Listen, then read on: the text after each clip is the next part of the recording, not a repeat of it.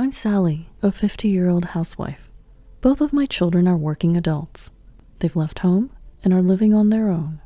Now that they're independent, I've started working from home in addition to my housewife duties. My husband has been very supportive of me working from home. At first, I was only able to make around $200 a month, but gradually my income increased to $600, then $800. I'm grateful to the clients who give me work. My sister-in-law's family also lives in the same neighborhood. She's my husband's twin sister, so she's the same age as him. My husband and I are the same age as well, so inevitably, I'm also the same age as my sister-in-law. We became somewhat close from the beginning, but I've always disliked my sister-in-law, and even talking to her was bothersome. My husband also consistently expressed his dislike for his sister. I suppose she's always been arrogant.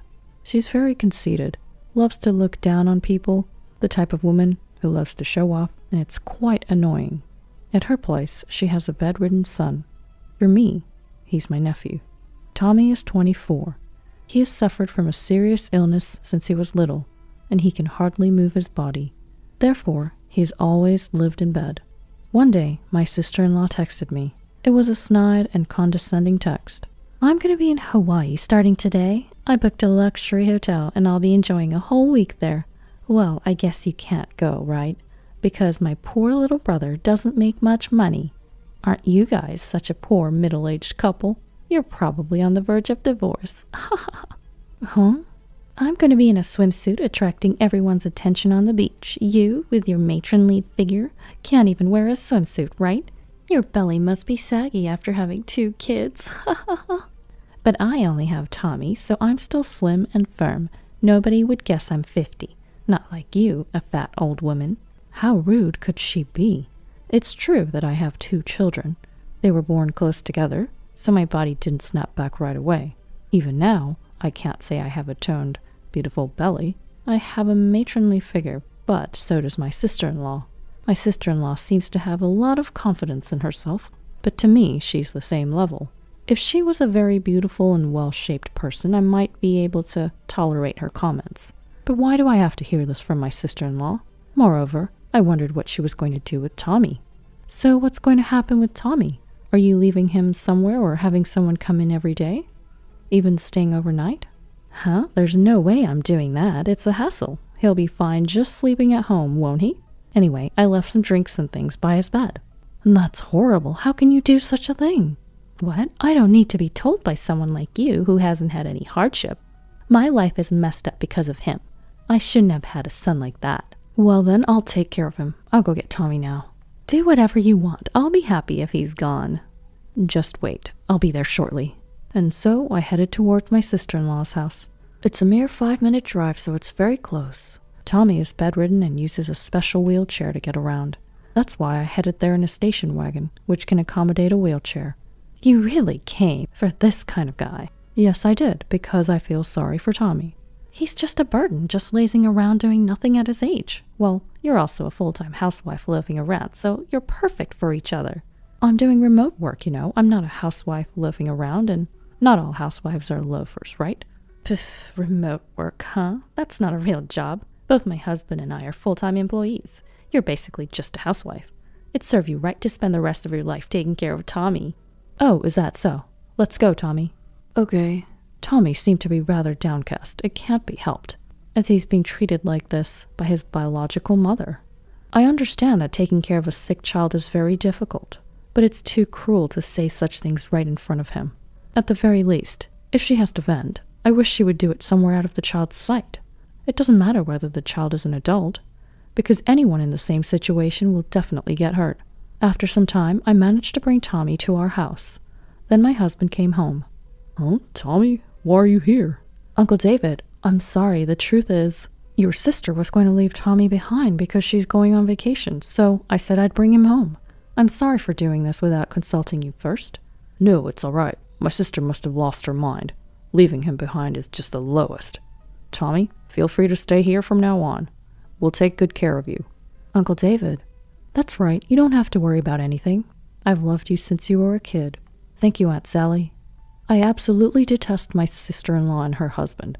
They're terribly malicious and the worst kind of people. However, I've always liked Tommy. Despite suffering from his illness, he's overflowing with empathy for others, and above all, he's very smart. I don't think he's been able to attend special education school much, but he was naturally bright to begin with. I've always thought that he was the definition of a smart kid. I heard my sister-in-law and her husband left for Hawaii after that. I was shocked that they really intended to go to Hawaii, leaving behind their bedridden son. I wonder what they would do if something happened to him. They wouldn't be able to come back right away. My husband was equally astounded. Seriously, my sister and her husband must be out of their minds, going to Hawaii and leaving Tommy behind. I agree. I might be out of place saying this since I've never taken care of him, but to leave him without making use of any care services or facilities? If that message hadn't come, Tommy would have been left behind without us even noticing. Gives me the chills. Yes, it's really horrible. Indeed, I've never cared for a child with a serious illness. My in-laws are still very much alive and well, and they've always said that if they ever become unable to move, they'll go to a senior home, so I've never been a caregiver either. That's why I didn't feel in a position to criticize my sister-in-law, but I still can't fathom how she could just leave her son with only a drink and abandon him. The child has a serious illness, so they can receive welfare support, and if they need to travel far, they can also use short-term care facilities. My sister-in-law and her family returned home. They came all the way to our home just to insult us. Here, this is a souvenir. It's perfect for you guys. What's this? They're seashells we picked up at the beach. We have plenty, so we're giving some to you. We don't want them. Oh, really? You're rejecting my kindness. Would you prefer this driftwood then? We don't want any of them. By the way, is Tommy doing okay? Not that I care about such a useless child. That's cruel. How could you say such a thing about your own son? What? What do you know? It's just the worst, having given birth to him only to find out he has a severe illness. I want the money I spent on raising him back. You can only say that because you don't understand how I feel, having lived for such a useless son. Oh, really? So, about what you said before, about leaving him to us? You're fine with us adopting him then? Do whatever you want. Who in their right mind would adopt a child like that? Are you out of your mind? It's not crazy. I'm serious. With that, I closed the door. My sister-in-law and her husband left after that. My husband and I decided to adopt Tommy as our own. And so, Tommy became our child. He had been shocked by being abandoned by his biological parents, but gradually he began to smile in our home. He is bedridden, but he can use his hands, so he freely used tablets and smartphones while lying down. One day, Tommy seemed very happy. Look, my work is going to be published in a literary magazine. What? A literary magazine? I've been writing novels as a hobby. Because I'm bedridden, it's the only thing I can do. It's a little embarrassing hobby, though. There's nothing to be embarrassed about. It's a great hobby. Can I take a look? Yeah, this is the first one I wrote. I decided to read the short story that Tommy said he had written. It was very well done.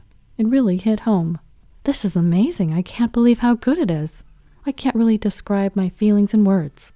I just tried writing it on my tablet and it was surprisingly well received. So then I wrote a medium-length story. And this one too. This one got published in the magazine. I see. I had no idea you had such a talent. I showed it to my husband as well. He, being an avid reader, was utterly impressed. This is amazing. It feels like pure literature. Yeah, I admire Fitzgerald and Hemingway. I also like Dostoevsky and Hesse. So that's why you wrapped it up like this. It gives off a somewhat melancholic feeling. The authors you mentioned, their works are indeed sorrowful or rather tragic. Thanks. That's what I aim for. Thus, Tommy's novel was set to be published in hardcover. He chose to use a pseudonym as an author, Scott Wheel. He took Scott from F. Scott Fitzgerald and Wheel from Hermann Hesse's Beneath the Wheel. Soon, author Scott Wheel's book became a smash hit. It seemed to be selling out rapidly at bookstores.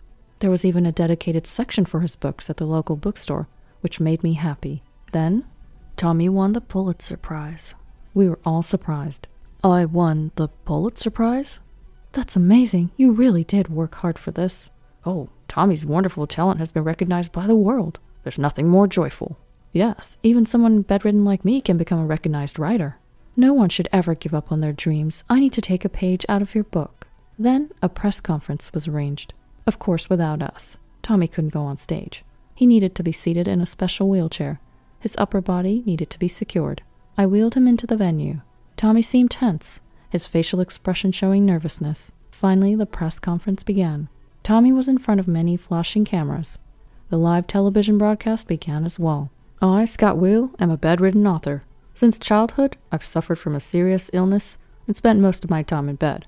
However, reading books was my escape. So I decided that I too wanted to be an author and bring everyone some inspiration. I'm grateful to everyone who read my books and to my step-parents who adopted me. After Tommy's speech, the journalists started asking questions.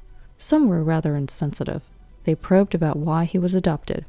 To this, Tommy responded, "My real mother was very troubled due to my illness. She probably grew to dislike me. I can't blame her for it." Then voices rose from everywhere. "What a terrible parent." "That's really low." However, Tommy did not seem to want any pity. "Everyone has their circumstances, so I'd ask you to not judge them here. Please, I beg you." When everything ended, my husband and I helped Tommy get into the car. Our car was modified so that Tommy's wheelchair could easily get in. Upon returning home, my sister-in-law and her husband were waiting for us. "Tommy, you won the Pulitzer Prize? I'm so happy. Come live with us again." My sister-in-law suddenly changed her attitude. She probably thought that Tommy was going to make a lot of money. "No, I'll keep living here. I'm not going back to that house." "But I'm your real mother." "My only parents are Sally and David." "Then give us the prize money." "No, this money's for my mom and dad, not you. It's for Sally." "What? I'm the one who raised you all these years. Give it to me." "No way." Despite her not being short on money, my sister-in-law has a keen nose for it. She's the type to latch onto anything that could quickly turn into cash. That's why she insisted on having the $15,000 from the Pulitzer Prize. But Tommy wasn't giving up either. "I no longer think of you as parents. Even when I was young, you insulted me. I didn't speak ill of you at the press conference, but you often said things like you wished you hadn't given birth to me. You even said you wanted to abandon such a worthless son, didn't you? Do you have any idea how much that hurt? I'm the one who's at a loss for having given birth to someone like you. You should be the one apologizing. I did nothing wrong. How dare you forget the favor of raising you?" Her husband also kept demanding for the money. It made me wonder how greedy they could be. It's shameful. Really vulgar. They flated their status as full-time employees and how they weren't short on money, yet they seemed foolish. So I decided to counterattack. "You love money so much you're selling all kinds of stuff in those online marketplaces, aren't you? You're that desperate to make a profit?" "What?" "Look, you're selling a bunch of seashells, right? And it seems like you're also selling coral. You think that's okay?" "Huh?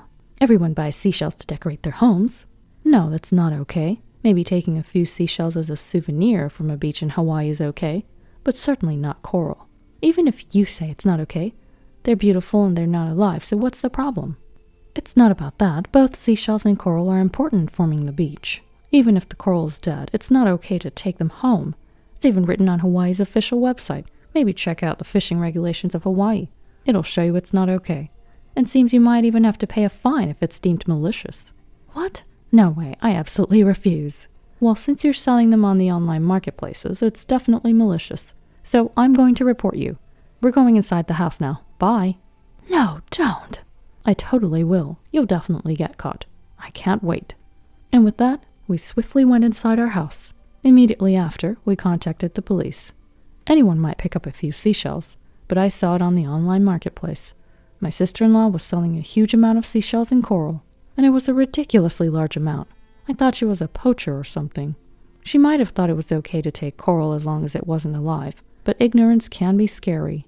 Of course, I also reported her on the online marketplace. Well, I realized the situation just yesterday, so I think it served as a perfect payback.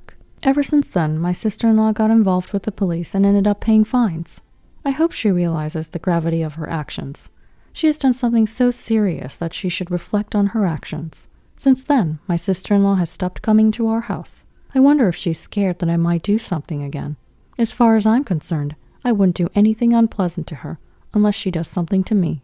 But I don't want to deal with my sister-in-law, so I'm thankful she's keeping her distance. I wish she would keep it this way forever. I, on the other hand, am taking care of Tommy while working from home.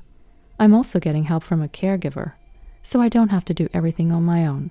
Indeed, it's tough to care for him as he's bedridden, but I'm happy just to be able to be with him. I want Tommy to keep writing novels worry-free from now on. I hope that his novels will become even more well-known all over the world. Our kids have also become huge fans of Tommy's novels. They'll be coming back home soon, and I hope we can all spend a good time together as a family.